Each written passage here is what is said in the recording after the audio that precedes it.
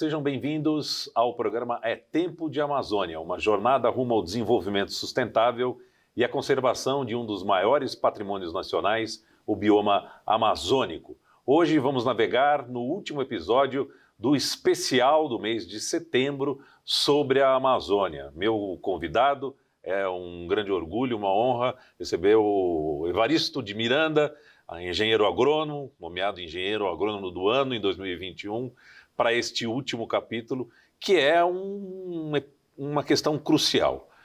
Para onde nós queremos ir, ou onde queremos chegar com a Amazônia? Durante séculos, alguns projetos foram apresentados para a Amazônia. Não é à toa que a Amazônia permaneceu sob o domínio português no começo e depois brasileiro, sem nenhum tipo de vigilância, de cuidado, com a Amazônia, Evaristo. Mas como esse legado hoje pode ser levado à frente? Tem aí uma questão fundamental para o nosso país, né? Seja bem-vindo, Evaristo. Obrigado, é um prazer estar aqui. Eu acho que você colocou muito bem, quer dizer, a Amazônia tem que ser pensada estrategicamente como um todo, né? Tem uma frase do Euclides da Cunha que ele fala isso, que se nós não cuidarmos dela como um todo, ela vai que nem uma nebulosa, assim, evoluindo, vai se distanciar e vai sair do Brasil, né? Irremediavelmente, né?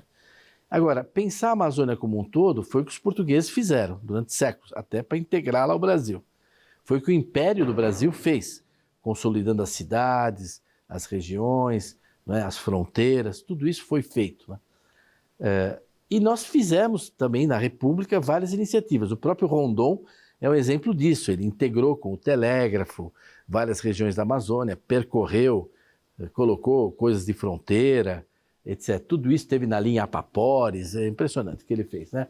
Então, tivemos essas coisas. Talvez o último, assim, o penúltimo movimento foi sério mesmo, de grandes consequências, foi dos militares, não é? A política de integrar mesmo a Amazônia, a própria região com ela mesma e com o país, integrar para não entregar, não é? Fizeram estradas, fizeram a Transamazônica, asfaltaram de Manaus até Porto Velho, né? E isso deu origem ao projeto Rondon. E o último movimento, diante dos desafios, que é muito dinâmica a região, ela não para de evoluir, de crescer a população, tudo isso, foi o governo Sarney. Acho que a última vez que o Brasil pensou a Amazônia globalmente, de forma mais sistematizada, né? Estratégica, foi o governo Sarney. O presidente Sarney criou um programa que chamava Nossa Natureza, e esse programa analisou todas as dimensões possíveis e pensáveis, imagináveis da Amazônia, ouviu os estados, fez um programa muito, muito interessante. O documento existe, né? Foi até objeto de selos na época do Correio Nacional, o programa Nossa Natureza. Por exemplo, o programa criou o IBAMA, né? O IBAMA também não caiu do céu, ele foi criado como resultado desse programa, a necessidade de um órgão integrado para cuidar, né? Esta Embrapa, a Embrapa Territorial, onde nós estamos, da qual faz parte, também é resultado do programa Nossa Natureza. Foi uma das determinações da Presidência da República, né? Ter um órgão de monitoramento, etc. O desmatamento da Amazônia, que a gente vê anunciar, foi o Sarney que criou no INPE, apoiou o INPE, o programa PRODES surgiu aí nessa iniciativa, etc. Então, nós tivemos no programa Nossa Natureza a última, vamos dizer, iniciativa mesmo, mais global. De lá para cá, é tudo fragmentado, né? Tudo fragmentado. Teve um pouco de parada para pensar um pouco com o Eliezer Batista. Sim. Mas aí uma questão talvez mais de industrialização, levar mais a indústria para a Amazônia, mas que durou pouco, né? Durou pouco. Ele pensou eixos de desenvolvimento, ele pensou até um pouco mais para o país inteiro, e o PPA tentar adequar o PPA, o Plano Plurianual, né, de governo, a eixos de desenvolvimento da Amazônia, levando não só a estrutura viária, mas levando a eletrificação e o cabo, a fibra ótica, a comunicação. Então ele chegou a desenhar algumas coisas nisso, o Dr. Eliezer era um gênio, né? Um gênio. Foi ele que fez Carajás, né? Não é um homem que integrou realmente a mineração de uma forma moderna, né? O projeto Carajás, ambientalmente correto, sustentável, né? Então ele tinha uma visão de Amazônia, mas foi muito pouco, ele não conseguiu. Então acho que nesse momento o desafio está colocado, né? Quais são os eixos aí que a gente deveria pensar e parar para pensar? Eu acho que a gente enfrenta uma verdadeira guerra midiática, né? contra o Brasil a partir da Amazônia, né? Você lê essa semana mesmo, eu tenho lido, você lê reportagens que saem no exterior sobre a Amazônia, elas falam de tudo, mas é uma Amazônia que não tem gente. Não tem uma reportagem que fala que tem quase 30 milhões de habitantes na Amazônia.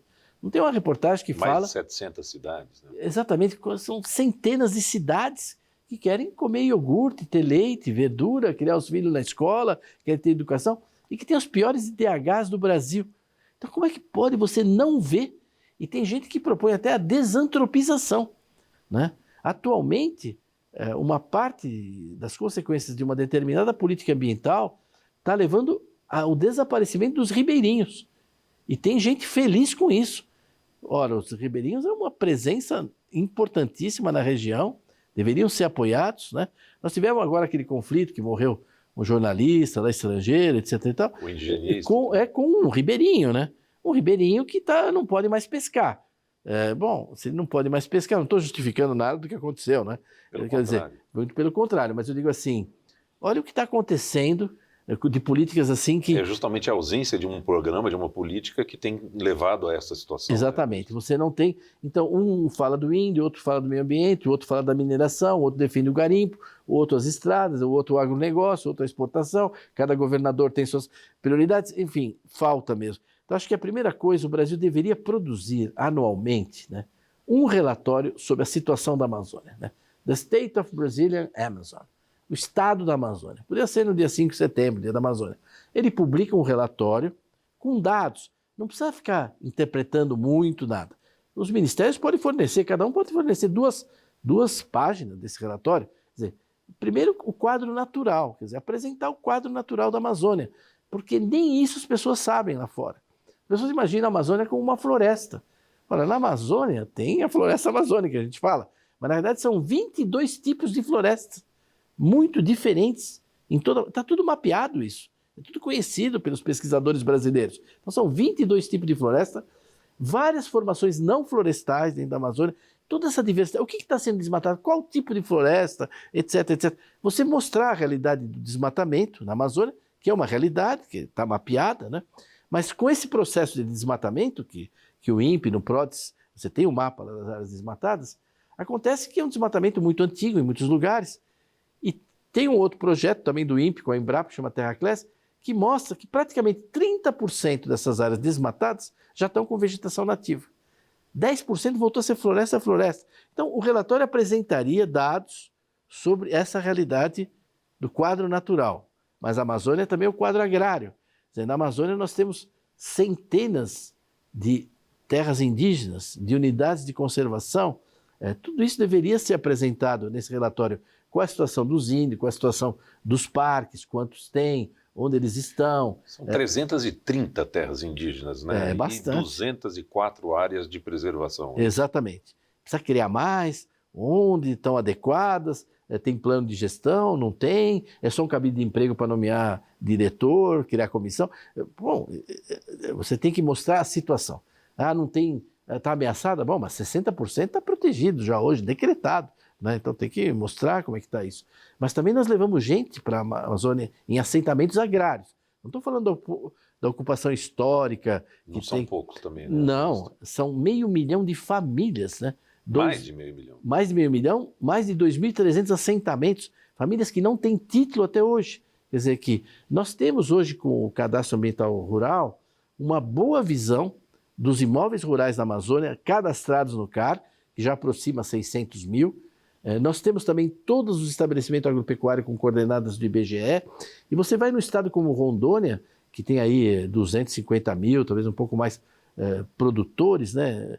A gente tem esses mapas, não é assim um caos, não. O Brasil tem elementos para mostrar o quanto a gente sabe sobre essa região. Tem 1 milhão de agricultores, imensa maioria pequenos, né? Mas são eles que fornecem comida para essas cidades, né? Então essa agricultura da Amazônia não é uma agricultura para exportar, importante para o agronegócio, não, isso não. Mas ela cumpre um papel na região importantíssimo. Quase 30 milhões de habitantes, precisa comer, precisa café, arroz, feijão, carne, leite, eles têm direito a frutas. É dificílimo tomar um suco de laranja em Manaus, porque não tem produção de laranja na Amazônia, né? Etc. Então tem que atender, essa agricultura tem essa vocação. mas precisa regularização fundiária, precisa assistência técnica. Eu acho que esse State of Brazilian Amazon, anualmente, ele pautaria tudo, porque a partir daí as pessoas vão ter que discutir e vão até esperar, né, todo ano, o que mudou nesse relatório. Acho que a partir do segundo, terceiro relatório, você expõe os seus dados, você não tem nada a esconder, mostra os seus problemas. Hoje não tem ninguém falando oficialmente pela região, apresentando. Até acho que uma primeira coisa, o país deve se explicar, deve mostrar a situação real, porque ele sabe, se nós não soubéssemos, bom, aí estava difícil, mas nós temos todas as informações para fazer isso. Então acho que esse era um ponto importante nessa guerra, informar, não é? Qual a situação real da Amazônia, mas não o desmatamento ou só a queimada. O lema devia mudar, informar para integrar, né? Ou para não entregar, né? E para não integrar. É uma boa ideia essa daí, viu? Informar para não entregar, né? Evaristo, é um dado importante, né? Quase 85% da Amazônia nativa está preservada. Exatamente, isso está mapeado. A situação hoje lá no bioma Amazônia é a seguinte: 83,8% está com vegetação nativa. Uma parte é campo de altitude, campo aberto de várzea, não é tudo floresta. Mas a vegetação nativa ocupa hoje praticamente 84% da Amazônia, né? Quando você considera que você tem ainda mais de 2% de água, grandes superfícies hídricas, o rio Tapajós, grandes superfícies hídricas, também de barragens, etc., você chega a 86% da Amazônia em ambiente natural. Quer dizer, a presença humana intensa, que erradicou a vegetação nativa, transformou em pastagem, em agricultura, em cidades, infraestrutura, é ainda 14% da Amazônia. Quer dizer, é enorme a área preservada. E a informação importante também é a dinâmica da região, né, Evaristo? Boa parte dessas áreas que foram desmatadas já foram recuperadas. A floresta é uma floresta dinâmica. Nós temos o trabalho do INPE que mede quando se desmata uma área e aquilo integra, vamos dizer, um mapa de área desmatada. Agora, existe um outro projeto que chama Terra Class que monitora o que acontece com essa área desmatada. Virou pasto? Virou cultura? Virou cidade? Virou estrada? O que acontece, né? Ele não é feito anualmente, ele faz em certos intervalos de tempo, mas o último relatório deles mostra, e tem um mapa disso, mapeado, né, que quase 30% dessa área que foi desmatada hoje está com vegetação nativa. Não quer dizer que tudo vai voltar a ser floresta, que pode ser uma capoeira, o agricultor coloca de novo, mas tem uns 10%, acho que 9,6%, se eu não me engano, que é floresta. Então existe um balanço entre o que desmata e o que regenera, né? Por isso que o relatório tem que pegar todos os aspectos, né? Acho que isso hoje, você colocaria isso num site, não é? Em vários idiomas, aberto para as pessoas verem os dados e apresentaria os dados por estado também, porque a situação de Rondônia não se compara com Roraima e o problema do Acre não tem nada a ver com o Pará, não é? E o Amapá é muito diferente do Amazonas. Então acho que mostrar, e a porção amazônica do Mato Grosso, nossa, é um outro mundo, né? Tem um pedacinho no Tocantins. Então você veria também que não dá para generalizar. O relatório mostraria isso. Eu acho não é difícil, sabe? Cada ministério, infraestrutura, agricultura, meio ambiente, todo mundo pode produzir saúde, educação, os dados, como é que está a região, e comparar um pouco com o Brasil. A gente deveria mostrar a realidade. Tem toda a informação para isso, né? Do ponto de vista tecnológico, o Brasil está preparado para esse tipo de desafio. E qual seria a posição disso como um órgão de Estado dentro do governo brasileiro? Isso tem que estar ligado à presidência da República, tem que ter supraministerial, tem que ter autoridade para solicitar coisa para os ministérios. Isso não pode ficar na mão de nenhum ministério. Se ele colocar a Amazônia no Ministério do Meio Ambiente, não dá certo. Colocar a Amazônia na agricultura, não dá certo. Não, tem que ser uma instância supraministerial, não executiva, né? Porque além da soberania política que nós conquistamos na Amazônia, o país exerce também uma soberania científica. Ninguém conhece mais a Amazônia que os brasileiros. Os cientistas do INPA, do GELD, da Amazônia, da Embrapa, que estão lá, nós temos dezenas de laboratórios na Amazônia, etc.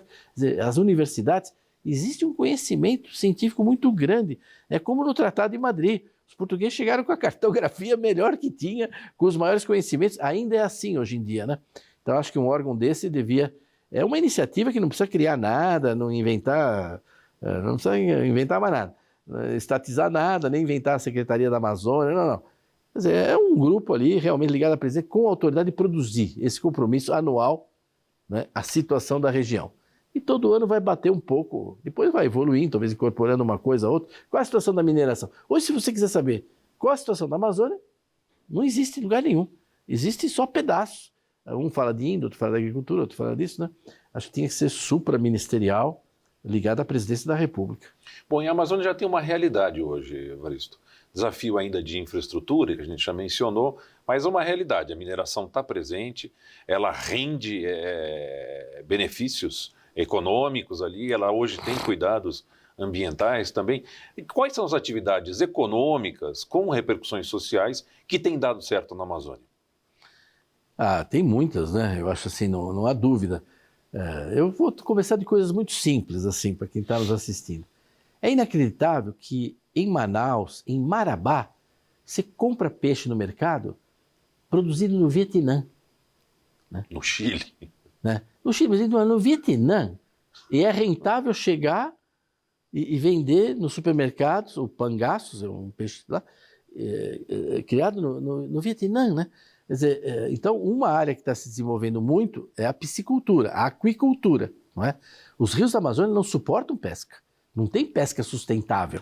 A pesca sustentável produz nada, respeitando muito pouco, é para atender a população local.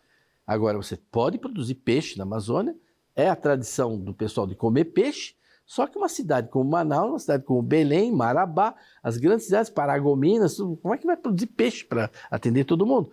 Então, acho que tem que ser assim, coisas que respondam, em primeiro lugar, à realidade da população. Quer dizer, como que vai falar de Amazônia sem ouvir o pessoal da Amazônia?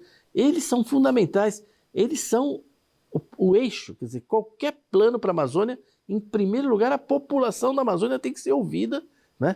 Então, eu estou tentando seguir essa lógica. Eu falo, bom, comer peixe. Bom, comer peixe tem que produzir. Tanto que hoje Rondônia é um grande produtor de peixe, pequenos agricultores, né? No Mato Grosso tem produção de peixe, porque tem soja, tem milho, tem ração barata para fornecer para os peixes, né? Então, isso é algo, por exemplo, para falar. Também precisa de alimentos, precisa de frutas, precisa de legumes. Então, essa pequena agricultura, se ela for titulada, ela vai ter acesso a crédito, e ela não vai exportar, não vai mexer no PIB do Brasil, nada. Mas ela vai atender, ela está do lado, não tem como você levar legumes. Você vai, por exemplo, aqui do Ceasa, olha, do Ceasa de Curitiba, toda quarta-feira sai caminhão carregado de hortaliça, tudo, para ir vender lá em Machadinho do Oeste, né? Em Rondônia. Bom, por quê? Porque, não tem produção na região, tem muita gente hoje da Amazônia que é originária do Sul e que quer comer certas coisas, né? E está disposto, em vez de pagar R$1, pagar 2 por aquilo, entendeu? Mas não, nós temos que ter uma produção alimentar na Amazônia, né? De uma agricultura que seja capaz de abastecer. Ela já abastece um pouco, mas precisa progredir. Isso é rentável na Amazônia, não é?